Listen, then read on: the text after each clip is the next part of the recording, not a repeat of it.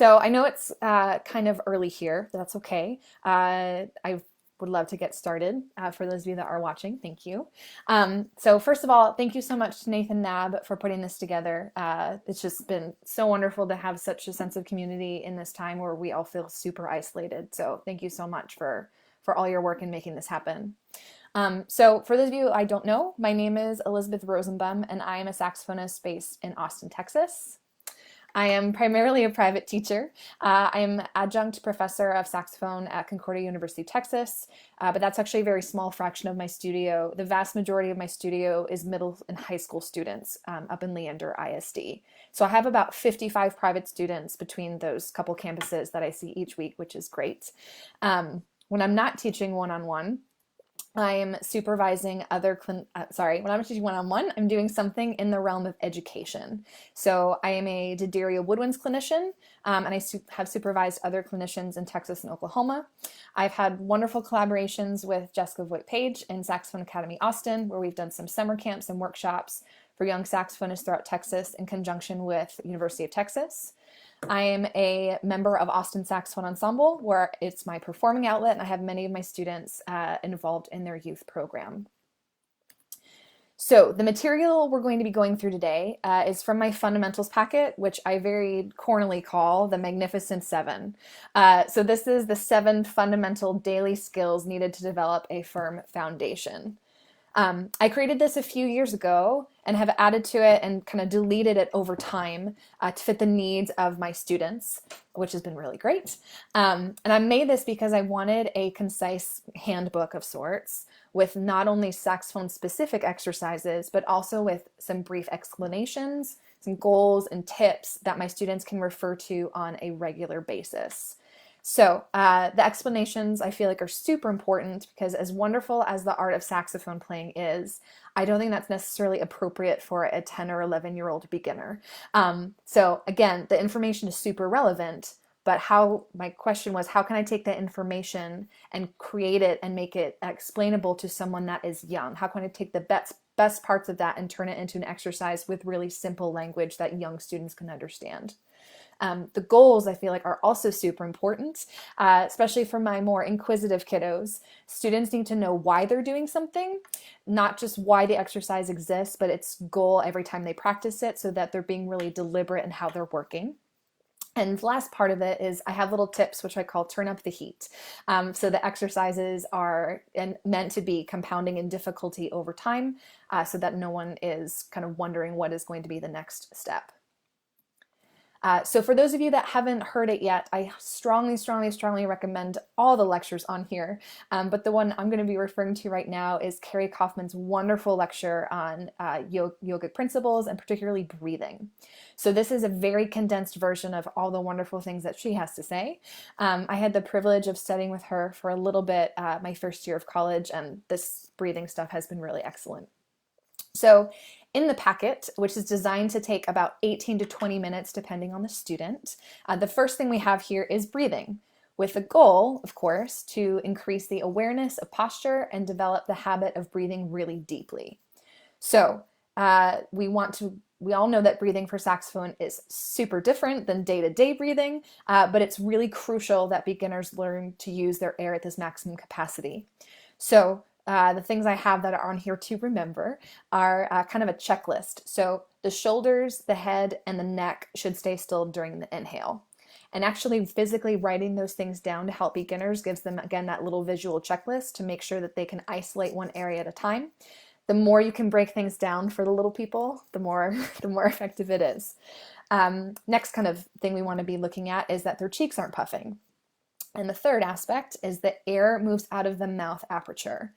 That seems kind of obvious, but I say this so that beginners get used to blowing air out of the front of their lips, like they're whistling or blowing out a birthday candle, so the air is fast and focused on the exhale. So the process of how we do this is inhaling on the syllable how for 2 counts with the metronome at 60. And I love the syllable how because it naturally relaxes the jaw and it allows for deep diaphragmatic breathing, which is great. After the inhale of 2 counts, we exhale systematically for 4, 6, 8, 10 counts. And as a reminder, when I teach this to students. The goal, of course, is to show quality over quantity. I'd much rather hear an 8-count controlled exhale than a 12-count mediocre exhale with kind of slow air. So I'm purposely not going to demonstrate this exercise for y'all because you know how it works.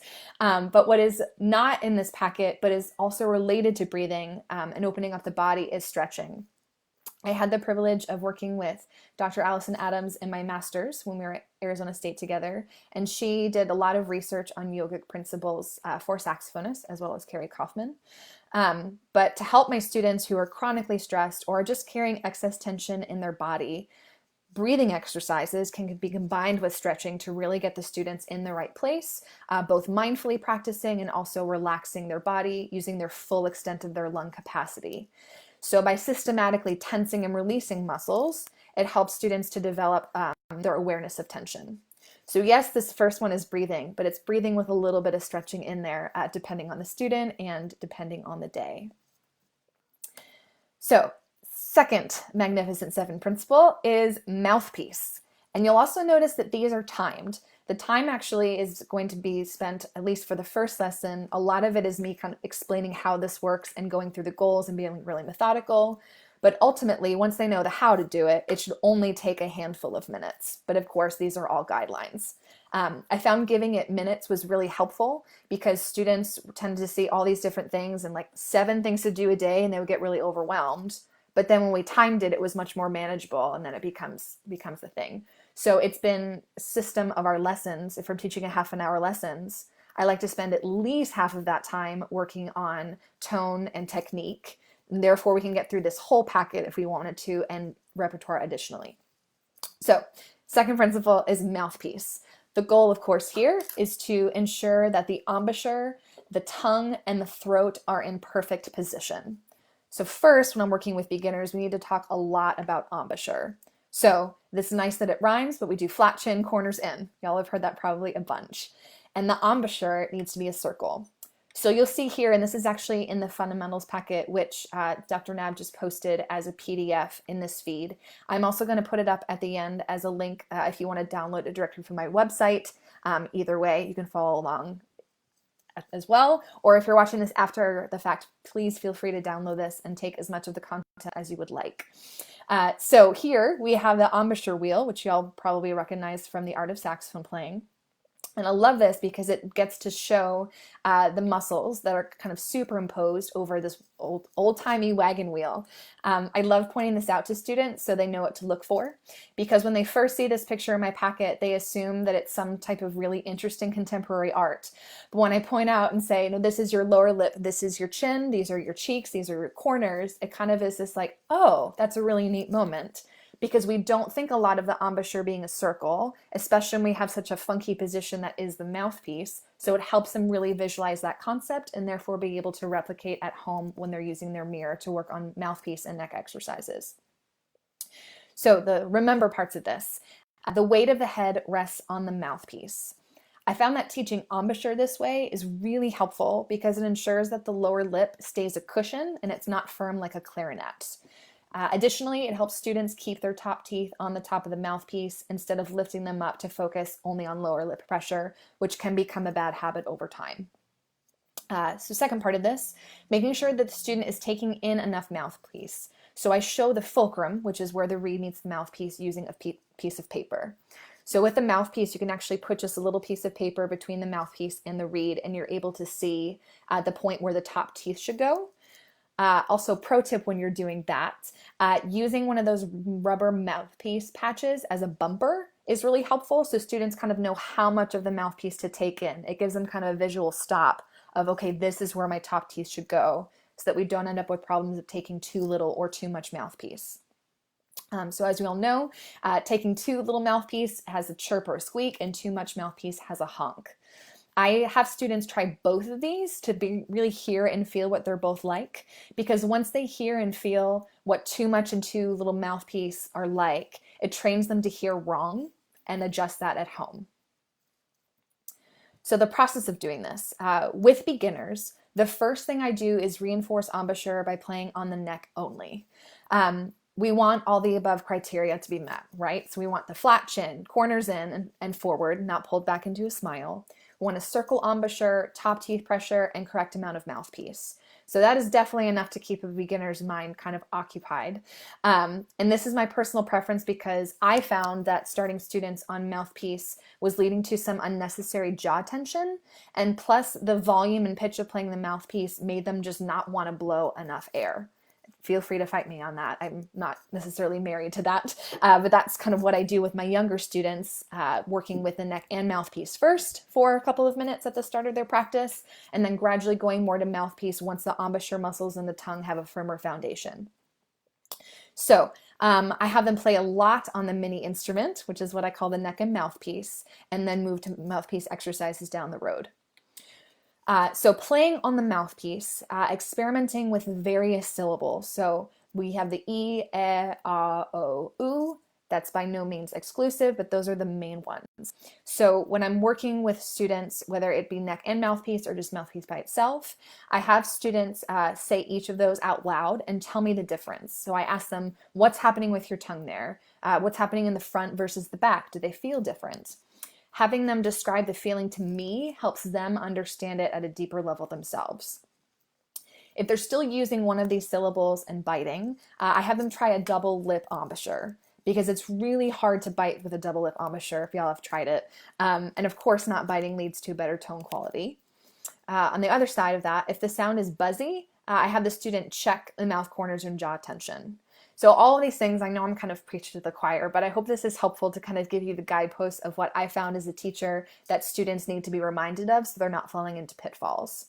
And with that, I have a mirror with me at all times, and I definitely encourage my students to use it too, especially when we're forming embouchure muscles or even doing mouthpiece exercises that they're not creating any unnecessary facial tension.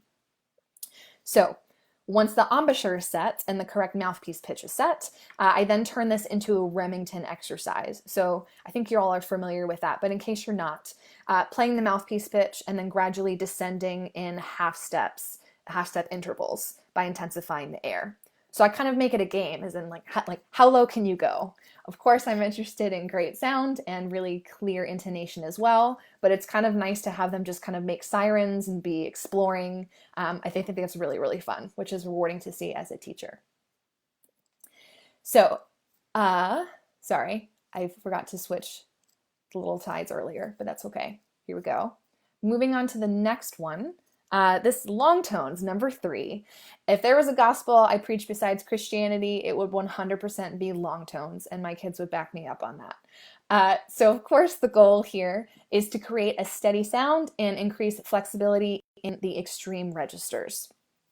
So what I want my students to be keeping in mind when they're doing this is remembering that the embouchure should not change to compensate for lower register.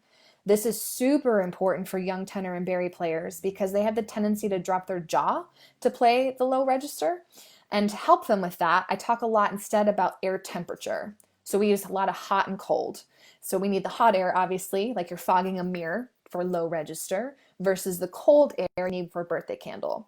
So I actually physically have them, we're first starting doing long tones, first playing the full body of the instrument to use their hand to feel the differences. So I practice birthday candle air, which is in the center of their palm. And then we also practice fogging up a mirror, which they're going to feel higher in their fingers. And by feeling both the temperatures of those and also kind of where they are, it helps them also develop some awareness of how they're going to be channeling their air in its different temperatures. So feel free to steal this analogy of using Darth Vader air. This always gets a giggle in a masterclass, even though it's super cheesy, but it works. So I ask my students, whether they be one or a bunch of them, how does Darth Vader breathe? And they inevitably come up with some really creative answers to that, sometimes with some funky gurgles in the throat. But I have them practice doing that Darth Vader air because it helps open the throat and it moves a lot of air at the same time. So it just helps them feel that openness here and how much of that hot air they can really be moving through their mouth and therefore eventually to the instrument. So last point here, I never use vibrato on long tones, and I obviously encourage my students not to do it either. That's actually going to be a separate item on here, because the goal is really the straight, pure tone and really total control of that airstream. And I find that if students are using vibrato in their warm-up, then they lack the necessary ability to hold a steady sound because they're just not challenging themselves to do it that way. So now you guys are going to start to see some of the actual material in the packet. We're going to be going through, so you'll see most of it. Again, if you're just joining, it's on the PDF that Dr. Nab put up. And I'm going to also make a link to this at the end so you can find it from my website if you'd like to find it there. So here's the process of long tones. These are the exercises I use. This is the first one for beginners and intermediates. So you see that there's some intervals here, but there's nothing too big. And I like going into the lower part of the instrument because I'm finding that the sooner I get them to play lower, the easier it is. It will help also eliminate unnecessary jaw tension by helping them go lower sooner. Also, by adding in some sharps and some flats here, it helps with note recognition and ear training, since these are intervals that we often see in music as well, octaves and fifths and fourths. So the last part of this is the turn up the heat. So when this is getting a little easy for them and I want to make it a little bit more of a challenge, I use a tuner and a drone to check the intonation. So at first, with brand new players for beginners, the goal is to be close to be in tune. Of course, we want that needle in the center, but I tell them that the needle of the tuner can be a little bit flexible for the first few months, but that they get extra mega gold stars for getting that needle really, really dead center. So when in lessons, I play this exercise with them, and I serve as a drone to help them hear what it should sound like. So I'm either playing the whole exercise with them, or I'm just playing the tonic to help them hear the intervals. And when they practice at home without me there, they have a drone on the tonic note as well, again, just to help them hear where it needs to be in tune and making minor adjustments along the way to help it get there. And the tempo here is 76. So intermediates, the Cinta School especially will recognize this. So here we start to open up the range a little bit. And for this exercise, we turn on the drone to the third note because that's the tonic, because we're outlining an arpeggio here. I also use this flow study as an opportunity to talk about alternate fingerings, because it's slow enough that students can adjust to new fingerings and hear the intonation benefits. So once they get to here is when I start introducing more of adding their low B key to bring down their middle Ds, or maybe adding their G sharp key to raise the bis B flat. And because they're playing with the drone, they're really able to hear those differences, which is helpful. And again, because this is slow, it gets them developing a new fingering habit without it being something that's already in a fast technique where they kind of get overwhelmed. They'll have the ability to play things with a regular fingering and with an alternate one as well. And last one, so this is the advanced long tones. It's just like flow 3, but in whole notes and with added dynamics. So the tempo actually starts at 80 and gradually gets slower to 60. I start at 80 to get students really used to playing just for 16 counts, especially with the breath it takes to get into the lower register. And as their breath control develops, we slow down the tempo to 60 to challenge the airstream. So my face is kind of blocking this turn up the heat, but what it says is the dynamics here are great. So it starts to expand their dynamics range and also develop an understanding and hearing of pitch and these at different volumes, which is super helpful. My first goal is for students to always have great control at mezzo forte, but then I start to make it a little bit more of a challenge with harder dynamics. And then to further turn up the heat, I continue the scale pattern into the palm keys and the altissimo. So the pattern stays the same. It's 5-3-1-5 on a scale, ascending chromatically, and the last one that I do is up to altissimo G. This is why it's advanced, because even though Texas is wonderful, not all of my kids can play an altissimo G yet, but that's why we have the other exercises as well to help them get there. So number 4 is octave slurs, and I have octave slurs and overtones grouped together because I use octaves as an introduction to voicing and overtones. So the goal here is to eliminate the excess noise, especially in the larger intervals. We're trying to eliminate the donkey sound, getting really fluid airstream, especially in larger leaps.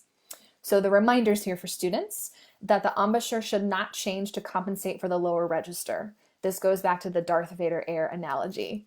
And secondly, to anticipate the interval by moving the air faster before they change a new note. So this is really helpful for ear training, having students sing, hum, whistle. The next note develops their oral cavity and throat awareness. And by moving their air faster before they actually change to the new note, we of course eliminate the unnecessary donkey sounds between the octaves. So to work with this with beginners, this is where we start. So it's pretty simple, just ascending and descending in kind of the normal mid-range. And pretty quickly, my students are able to do what I call popping the octave key. So this is where they can quickly touch the octave key and release it. It helps to keep the airstream fast to maintain the higher pitch. And this kind of serves as an introduction to the A trick. So I love this idea of popping the octave key because we get to really ease into doing doing overtones and larger intervals. So the pop can really just start with the student holding the octave key for like one of the two beats, and then can just gradually become a like very briefly touching the high note and using their touching the octave key and using their high note to maintain using their airstream, to maintain the high notes. And then eventually we get to a point where we don't need the octave key at all. We've developed some awareness of what's happening physically so that our body can become the octave key and we don't need to rely on that anymore. So once we've gotten the hang of popping the octave key, we start first mode overtones and I kind of trick them into doing it. So just like the Cinta book, the whole notes on here are arbitrary. The duration doesn't really matter as long as the sound is pure and controlled. That's what we're looking for. But I said I kind of trick them into doing this because I build this in 4 steps. So if you look at the first one here, they're all 4x4 measures for this reason. So step 1 is to play the low note. You'll also notice it's the same as step 4. And we do this because both times we play the low note, we want to notice the tongue position and the air temperature.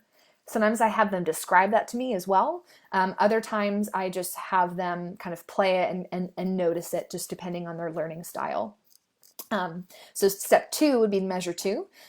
So playing the middle register note and same thing, noticing how it feels. How is this different than the low register?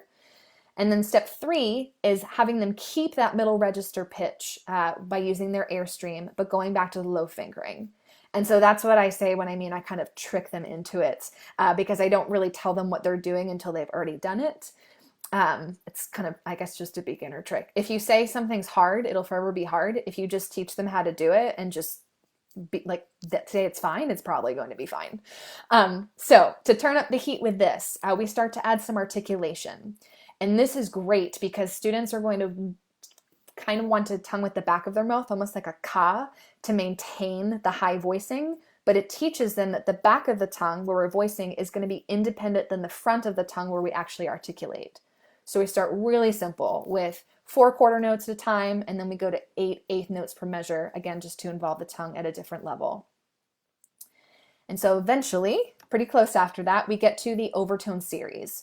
So this is the point where I have students purchase Voicing by Donald Cinta or Top Tones by Sigurd Rascher for further study, because there have been, and there are, many books just on this topic that we kind of graduate into. Once we understand these principles, we start to, again, turn up the heat and add some exercises that are a little bit more of a challenge.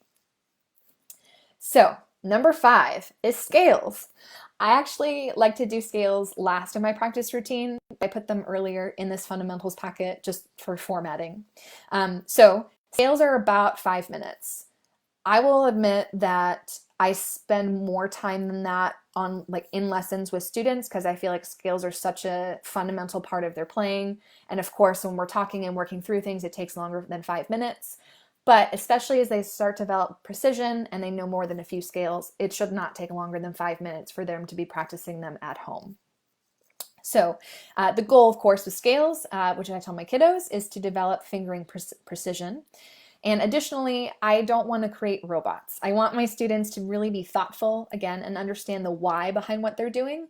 So an additional goal that's not on here, that's not written, but it's to develop an understanding of key signatures, arpeggios, and their function in music. So the reminders for them to help them with this are hand position, so being relaxed and supple. When they're first starting, we talk about making 2 Cs with their hands and then gradually applying that actually to the instrument itself so that their fingers are staying on the pearls at all times. And we have alternate fingerings here as well as our kind of second reminder so that we're avoiding awkward flips and turns. So whenever I'm teaching a new scale, I talk about what fingerings we need for it. Is there a flat in the key signature? Okay, what does that mean for our B flat fingering? What are we going to use there? This has an E sharp. What is that respelled at? Okay, so should we flip from the F to the F sharp or should we use the fork? Things like that. Use the fork, like use the force. I have a lot of Star Wars in my life apparently, but that's okay.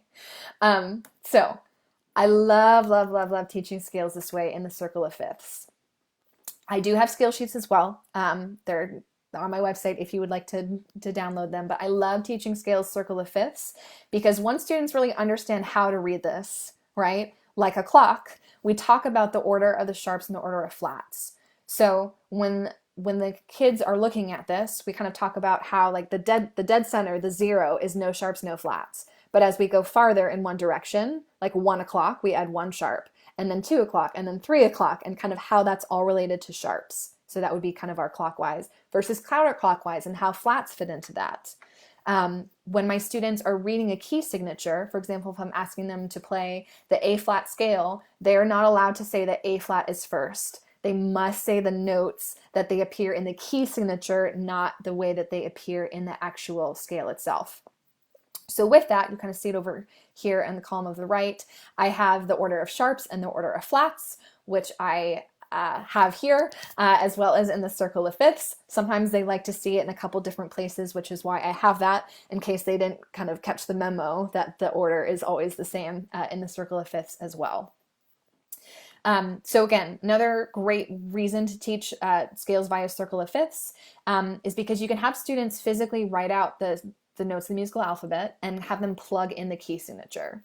So this has been really helpful for students that may have some dyslexia when they're reading music, switching around B's and G's in their heads. If we write out manually like the actual letter names of the notes, that's really helpful for them to see it. And then we plug in the key signature. So I have them read for me and I'll say like, okay, in the key of E, what are my sharps? And then I'll kind of plug them in. We'll walk through how we did that. From there, you can even apply it to arpeggios because you have them circle the first, the third, and the fifth note, and there's their arpeggio. So it's a lot of building the fingers, which is super important, but with the understanding of how the mechanics actually relate to the instrument, but also how these scales relate to one another. And it just gives them a visual process of how to look at that. So again, plenty of other scale sheets that I will use in addition to this, but I love teaching them the theory behind it, and I love having them write it out, even though I don't have them actually read from that when they're learning it. It's more just kind of a visual aid. I want them reading music or memorizing it, but it's a great way to help connect this with students, and they have much better sight reading as a result. So number 6 is vibrato. So about 2 minutes is spent on this. Again, it's a pretty quick exercise once they know how to do it. So the goal that I tell them is to be able to shape notes and phrases using a slight vibration in the sound. I actually really hate that the definition I made for vibrato has vibration in it, but I found that the word undulation was confusing and rather too advanced for 10 and 11-year-olds, so forgive me for that. So they're reminders, they're remember bullets here. The amplitude should always be equally above and equally below the note. This is really important because I find that when beginners are first starting with vibrato, they tend to dip really under the pitch, and of course that negatively affects their tuning and their tone quality. So I actually physically draw out an airstream, which I will do now. So it's just a very easy, it's supposed to be a straight line. Okay, so from there I tell them like, this is your airstream. This straight line is where you want to be. From there, we can have the vibrato kind of as a result of this. Sorry, it was a very gorgeous last minute thing I just decided to make, but there we go. So I have this because I want to be able to show them that this is your airstream, right? The straight line is your airstream. And then the up and down is the way your jaw is manipulating and interrupting, but not stopping the airstream. So what I find really helpful for kind of connect that visual to students is using the app Tunable. That way students are able to see the pitch frequency and the vibrato amplitude. It kind of gives them a visualization of what I just drew very unartistically and helps them really apply it to their playing, which is great.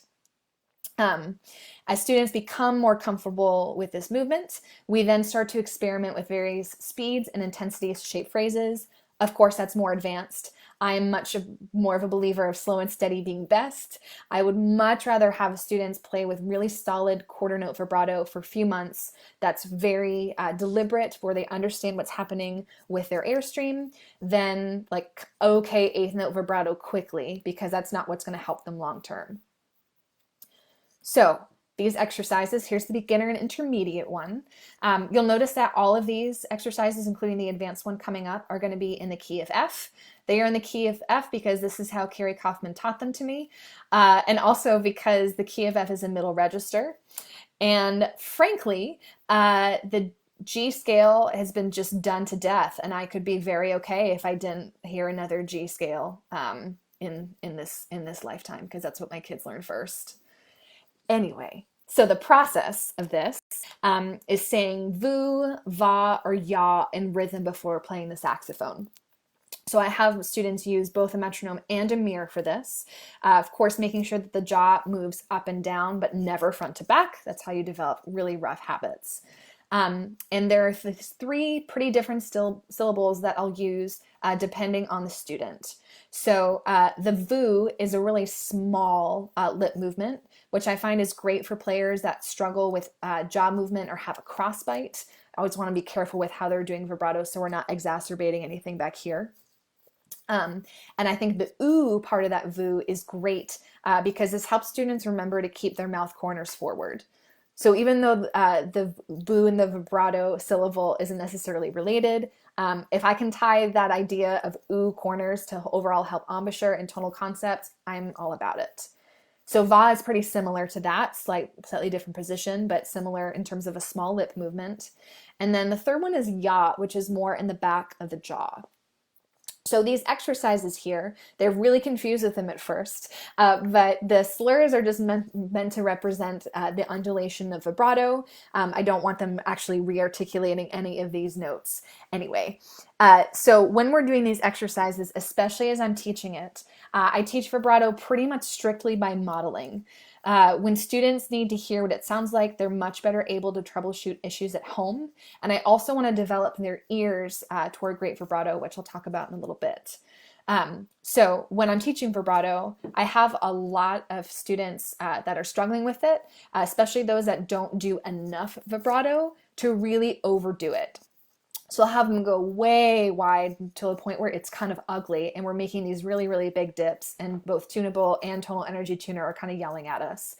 And then I have them do straight tone so they feel the difference of kind of those two things. And then the job is to kind of find the Goldilocks middle ground of what those sound and feel like. So this is the last one that I use, and this is the one that actually only takes a couple of minutes when you do it too, which is great. And this is my favorite way to practice since I find it to be really directly applicable to music. So using the vibrato as an expressive vehicle to create tension and release in the phrase. So to turn up the heat, to make this a little bit more of a challenge, I love applying vibrato to scales. This is great, great, great for teaching scales with more than 4 sharps or 4 flats. You get to do 2 things at once, which is always great to multitask and get kind of more bang for your buck. And the second way to turn up the heat is to make up your own patterns. So this is a really fun thing to do with young students, whether you teach privately or in a larger group. You can kind of play Simon Says by doing a vibrato rhythm and having them mimic it back at you. For more advanced students, once they can do this very, very well, I have them see if they can experiment with patterns like quintuplets, groups of 5s, or I have them mirror this exercise to come back down in vibrato the way they came up. So for example, 2 beats of quarters, 2 beats of 8s, 2 beats of triplets, 2 beats of 16ths, followed by 2 beats of triplets, 2 beats of eighths, 2 beats of quarter notes. And the idea with that is, of course, to make sure that we are all having the same amount of undulation, the same amount of amplitude as we're playing through this. As we get faster, as in having more vibrations per beat, and then as we're tapering off as well.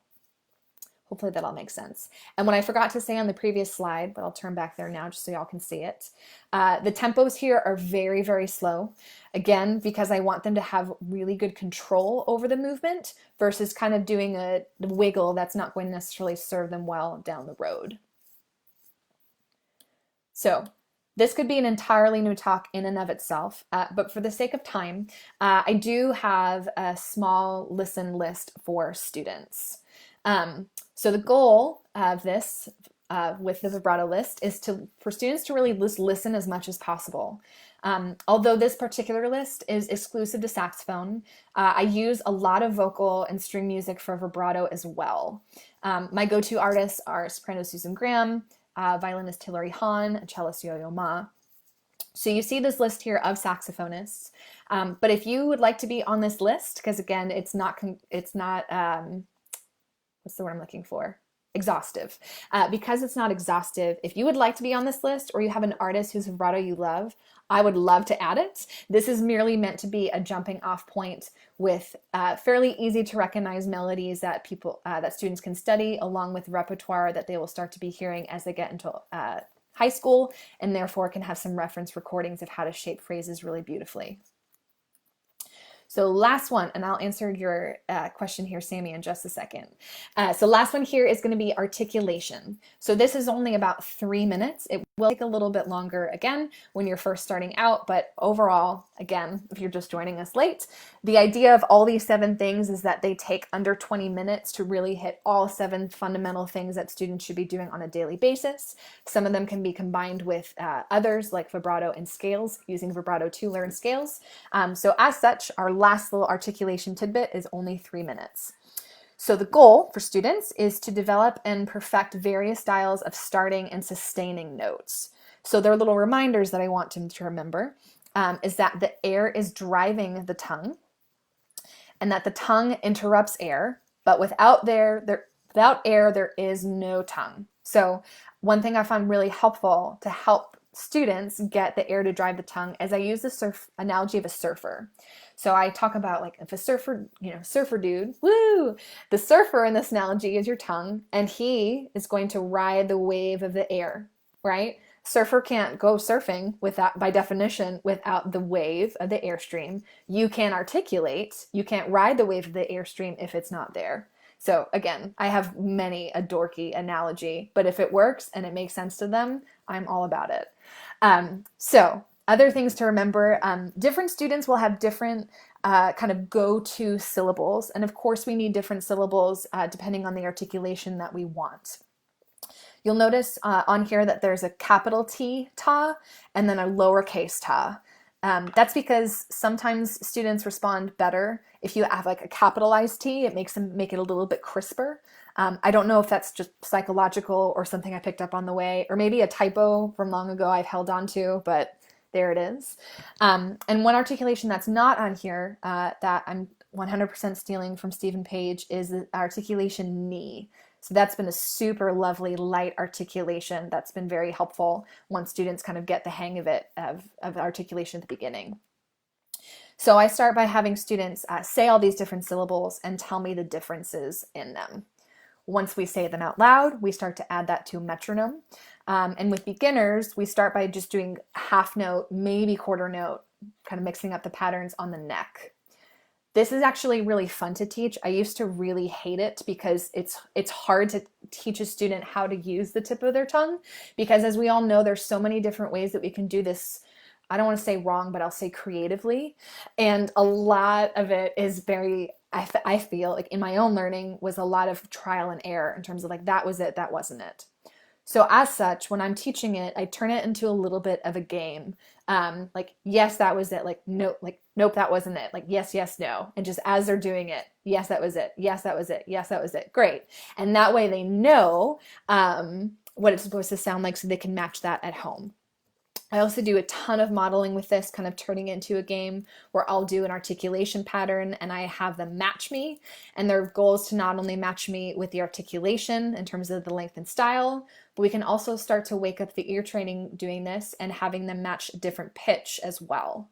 So last thing I want my students to remember here is to anticipate fatigue.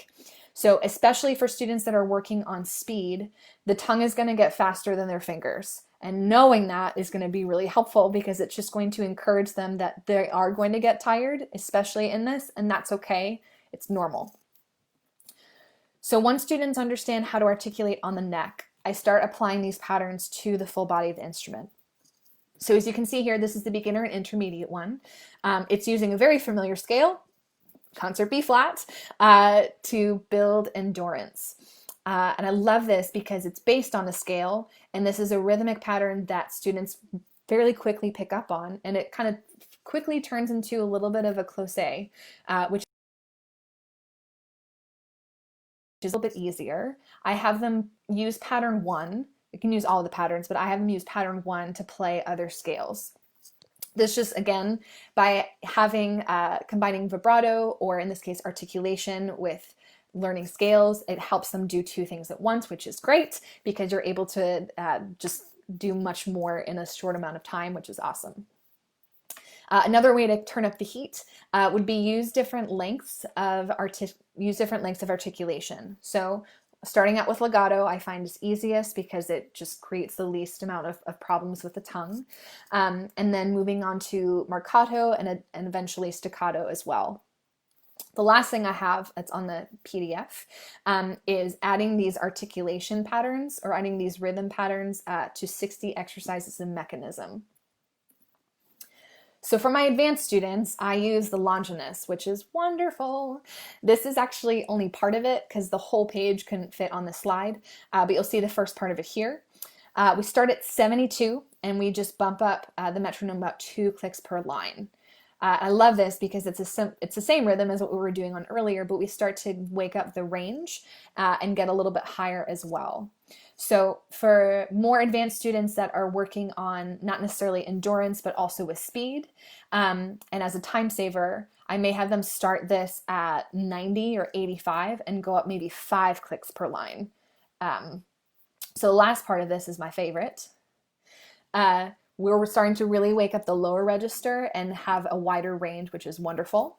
So the challenge here becomes, can you articulate with great air on a low B with the same lightness as you do in the upper register? And that's why we start this slow at 72, going up 2 clicks to develop those habits. Once those are developed, then we start to bump it up and start at 90, bumping up 5 clicks at a time, because by the time they're getting to this stuff at the end of the page, they're pretty tired, but that's great because it builds up much more endurance for them, and then they're able to apply that a lot to their repertoire. So let's see if I can stop. Sorry, I accidentally meant to change this screen, as in like changing to myself, and now I'm double self, which is even more fascinating. Hello. But I ended up closing it because I'm awesome and technologically super special. So what I'm going to look at is the question from Sammy. And if you all have any other questions from the lecture I just accidentally finished too early, please jump in and ask. Or if you're not watching this live, feel free to email me or just send me a message on my website.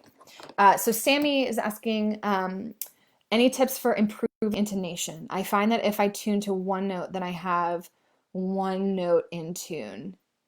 I'm not totally sure of the question, but I will say that for improving intonation, I find that tuning to F sharp is the most in tune note on the saxophone, and that helps me kind of get the cork in a perfect position. From there, being able to manipulate a little bit in terms of raising the pitch or lowering the pitch comes from internally. And then as far as students improving intonation, lots of work with the drone, having them hum, sing, whistle, kind of any of those things will be really helpful in just making that easier for them. So I'm going to hang out here for another minute, even though it's just me and my computer. If you guys have any other questions or thoughts, Again, just to relate this to the what I was talking about earlier, there is a PDF that Dr. Nab put up of this in our Facebook chat here, in our group. And also it will be on my website as well if you want to download it there, as well as some other resources. So, are there any more questions? Yay. This was super fun. Even if there aren't any more, I'm okay with it because this was really fun. For the fundamentals packet, please feel free to use as much or as little as you would like. The ideas are coming from lots of different people from lots of different places, but I have no qualms with you using it with your own students. In fact, I hope you do. If you think of anything that you would like for me to add to it, that you think is missing, or some reminders that you have used with your students in terms of just kind of helping them get really specific goals and knowing what they want to, knowing how to go through that process, I would love to hear that as well. So that's about it, which is okay. Sorry I ended this too early. Thank you, Dr. Nab. Oh, thank you, Tina. Happy to do it. Yeah, I think that'll be about it for now. So thanks for watching. Sorry this isn't like 2 different videos, but it was really great. And I hope to see you guys actually for real. I would say in the near future, but I will say that I'm really excited to see you when it's safe again. So bye, guys.